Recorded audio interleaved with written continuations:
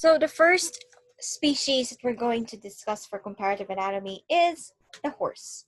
Now, the we're going to introduce to you the horse as based on its evolutionary history as well and how come they developed something peculiar that is not found in other species. You also have to get to know some of the members of the horse family as well. So the horse, as we all know, its scientific name is Icus caballos, and they were one of the last animals that we domesticated. Our ancestors actually domesticated. So we domesticated them at around 5,000 years ago, particularly in Eastern Europe, Middle East, and the Mediterranean area. They were domesticated for the purpose of a source of meat, milk. There are certain cultures that do eat meat of the horse as well as they drink their milk.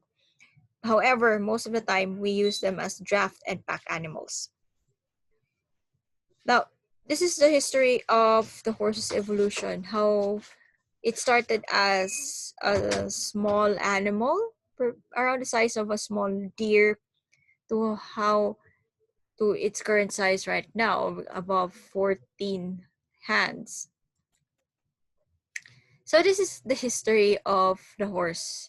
So if you will notice, so that you have here, this is the first horse that appeared around 55 million years ago. It's the Eocene epoch. So 55, that's around 10 million years right after the dinosaurs were wiped out from the face of the earth. So take note how. So before, they have 4 digits. If you can recall, back in zootechnics and even in anatomy, animals based on the number of digits, we classify them as perissodactyls and artiodactyls. And how many the ungulates, the hoof animals, how many of them, when you say perissodactyls, these are odd numbered animals that have odd numbered toes, while your artiodactyls, these are the even numbered toes. So before, our horse, its first ancestor, the Hyracothorium or the Eohippus, had 4 digits. So this is digit 2. This is metacarpal 2, 3, 4, and 5. Their metatarsals also, they have 4. So they started as artiodactyls. But as the animal grew bigger, some of these, like for example here, the Miohippus, the animal becomes larger now. The 5th metacarpal or metatarsal becomes vestigial. And then they started to have 3 functional legs, toes or digits, and metacarpals and metatarsals. And as it becomes this one, the Merychippus, around 15 million years ago, the animal becomes larger than it is now. And the 2nd and the 4th metacarpals and metatarsals, as well as corresponding phalanges, have shrinked until it's already vestigial to today's horse. So this is our modern day horse. So the 2nd and the 4th became vestigial, and what remains is the 3rd metacarpal and metatarsal, and this is what we call the cannon bone. And the 5th one has already disappeared. You also have to consider also the evolution, the history of the evolution of the horse. So how they also, as they evolve, their teeth or their dentition. So this is how their skull looks like. So their mandible is very small in comparison to this one, because this one, they evolved to become, the recent one, the horse evolved to become grinders. So from this one, plant-eating animal that doesn't grind that much. And even their teeth, their design of their teeth also evolve because of the way they eat and regard it also with their what you call this also with their corresponding to their changing size. So as I've mentioned, this is the first horse, the Eohippus, also known as the Hyracothorium, and its name is called the dawn horse. So this first appeared in North America during the Eocene epoch, which is around 55.8 to 33.9 million years ago. And its height is around 4.2 to 5 hands at the withers. So if you can recall, where do you think is the withers? The withers is around here. So where the shoulder blades are. And it's about the size of modern day deer, which is relatively shorter than the your current horse. So this is the fossil, the Eohippus. And we have the Orohippus and the Epihippus. Sorry. Orohippus, which means mountain horse, and the Epihippus, which means the marginal horse. So they were about the same size as that of the Eohippus.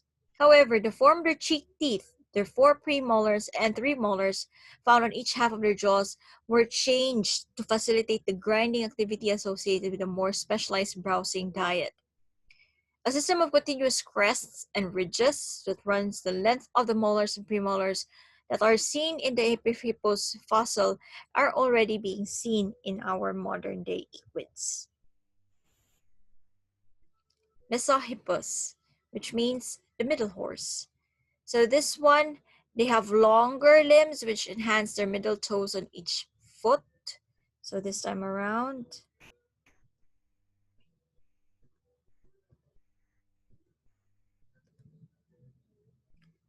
so we don't have a Mesohippus, but this time around, their toes are quite longer.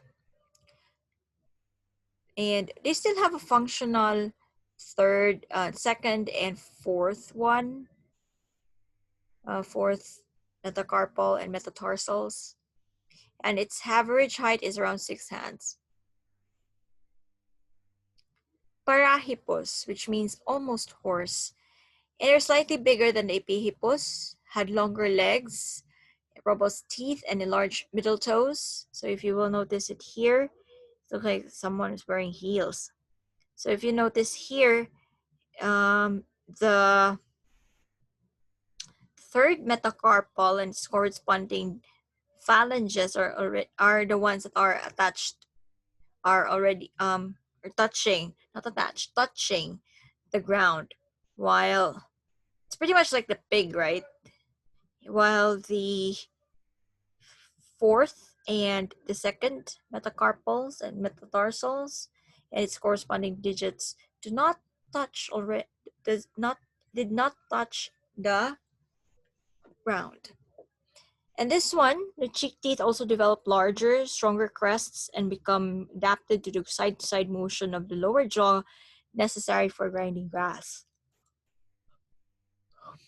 Myrichippus, which means the ruminant horse, and they stand about 10 hands, and the long bones of the lower legs had become fused, as seen in our modern equines. If you will notice it here.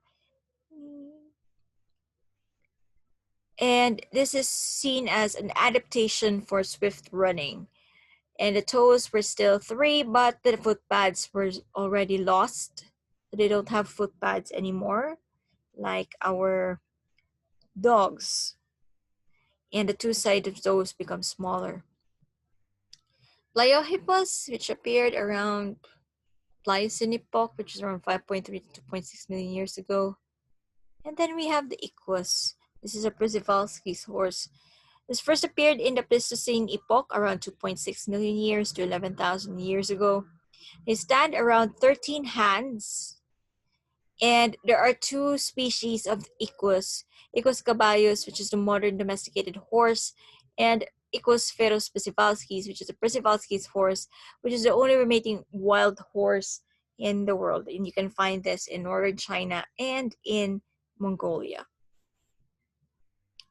The modern horse family. So the horse, aside from the horse itself or the equus, they have the zebras.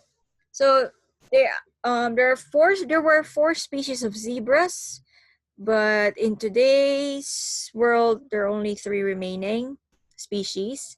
So we have Grevy's zebra, equus grevi, and then we have the plain zebra, the common zebra, equus quagga. Former scientific name was Equus burchelli. Mountain zebra, which is equus zebra, which happens to be the smallest, and the quagga, which happens to be the only extinct species so far of zebras. They were extinct in the late 1800s, and their scientific name was Equus quagga. So this is the Grevy's zebra, and you have the plain zebra also over here. And then we have the mountain zebra, and this is the quagga. This is how they look like. They don't have stripes on their caudal half of their bodies. So their stripes are on their cranial part of their bodies, including the rostral part. And they also have white legs. Another is Asian wild donkeys. So we have two species, actually three.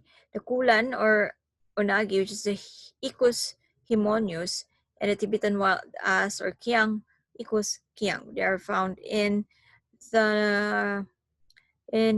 Central Asia for this one. So like Kazakhstan, Kyrgyzstan, Turkmenistan, and Tajikistan. Tibetan wild ass or kiang are found in Tibet, Nepal, Bhutan. We also have the African wild donkeys. These are the African wild ass or the Equus asinus.